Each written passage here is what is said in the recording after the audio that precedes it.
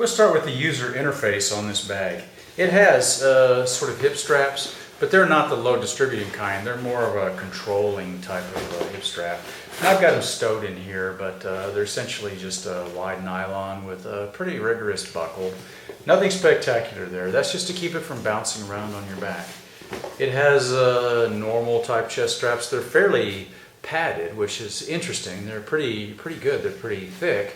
They're not very wide though, and they're attached very well to the bag, as you can see here. Now this bag is used, and the problem we're having, especially on eBay, is there's some folks that are selling some really abused gear on there, and they're being a little bit, shall we say, creative in how they are displaying the gear and how they are talking about the issues that the gear has. I stayed away from the cheaper ones that said that they had obvious problems, and it was funny how they were soft pedaling. Needs a little work. There's a big giant hole in the bottom, big enough for an MRE to fall out. I think that's a little more than needs a little work, pal. So I pretty much bypassed that idiot, and I found this other one here, and this guy seemed to be a little bit more honest about his stuff. But he too was doing the used car sales routine as well. And this bag has got a lot more wear and tear on it than would be normal. And for 60 bucks, I think it was kind of high. Okay, so and that's been kind of my take with the salt packs on there, is for some reason people think they're made out of gold because a Marine owned them. And I used to be a Marine. I'm a former Marine. And I can tell you that the gear I owned didn't make it any better because I had it. I took care of it, but that doesn't mean the same thing as value added. Okay, the bag has a number of attaching points on the back side for MOLLE type gear, palace webbing. And it has a single zipper running top to bottom on the outside. The compartment's big enough to probably put an MRE or two in there, maybe some snivel gear. Not bad. Up the side of the bag, we have a little bit of MOLLE webbing here at the bottom. We have 3 rows on either side. The bottom of the bag, nothing spectacular there, just a weep hole or a drainage hole, so if you get stuck inside water, it'll run out. Looking inside the bag, on the back side there is a little opening in a pouch here, and I'm not sure if that's supposed to be like this. But I can get my fingers in there. I could probably put my hydration system in and run the hose out that. And there's also a hole here for my hydration system, or your MP3 player if you like. The strap on the top is pretty robust. It's sewed on very well. Let's open the bag up. It's got a good zipper on it. Same type zipper as we have on the ILVE rucksack itself. The zipper pulls are just regular, with a heavy duty type of wire, kind of wiry feeling string, not just parachute cord. And that's kind of nice. Inside, there's a single pouch compartment here in the back with a little elastic top, and it runs all the way to the bottom. Place to put maps or maybe a shirt or something else. Then inside of there, we have 2 straps, and this is where you could take your radio pouch, remove the keepers, and just swivel these through and attach your radio pouch that way. I've got actual snap keepers on mine, but this way you could hang the radio inside of here if you needed to, although I don't recommend carrying something as heavy as a radio with your regular gear with these type straps, just too light.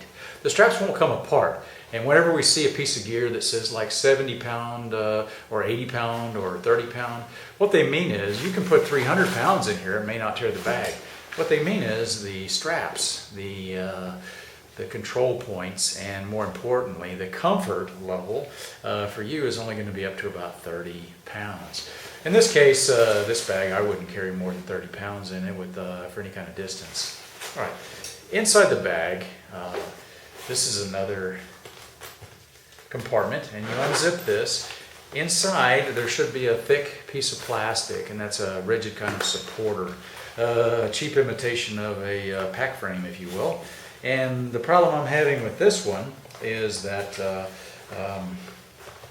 this pack just really isn't all that good, but some people are selling them without this little plastic thing, and then they're trying to sell the plastic thing for 50 bucks. So I'm getting really weary of people that are selling the used Marine Corps gear, and I'm going to start just recommending In the case of this assault pack, don't buy one. Just let those people choke because they're just running this like a little scam.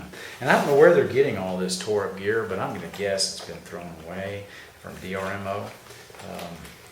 And most of these folks selling it are not even former Marines, so you can't even console yourself by thinking, well, hey, at least I'm helping out some vet, right? You're not. You're helping out some clown that knows how to get to DRMO and sell you some junk. So, not too happy with it. If you can get this for about 20 bucks in pretty good condition, that's great. New, I would pay up to $50 for this brand spanking new in the box, in the bag, without all this damage and wear and tear and stink and all that. I had to put it in the washing machine, and literally I found a plastic spoon and some other MRE trash down in the bottom, and I'm like, wow, this thing definitely has been used. All right, folks, this has been the Maineprepper. This is the U.S. Marine Corps ILBE assault bag. For 60 bucks, I could do way better with a lot of other gear manufacturers out there. Nothing spectacular about it. It's okay. It'll probably be used for some other purpose, just to throw a bunch of stuff in and have it in the back of the truck or whatever. Just kind of a go bag for, I don't know, maybe going up to the range or something like that. But otherwise, not really happy with it, and not for 60 bucks. So I'll be looking at another bag here in the near future that is going to attach to the back of the USMC ILBE ruck. And if I have to do a little modification, I'm going to show you how. And oh, by the way, I should have listened to Frankus, but I'd already bought the bag, man. So, because he had warned me, the thing blows chunks, and he was absolutely right. So that's it, folks, in a nutshell. Thanks. This has been the Maineprepper.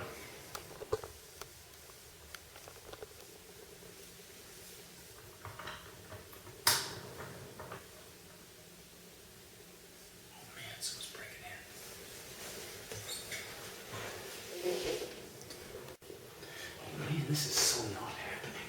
I cannot believe they let us have guns in the barracks. Shh. God, there's knives. What the hell? This ain't gonna work. Great. That's what I got time.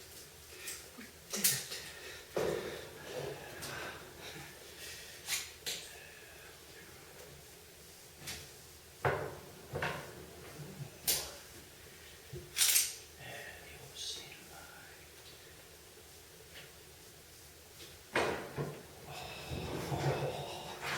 Oh yeah. And now we're cooking the gas. Yeah.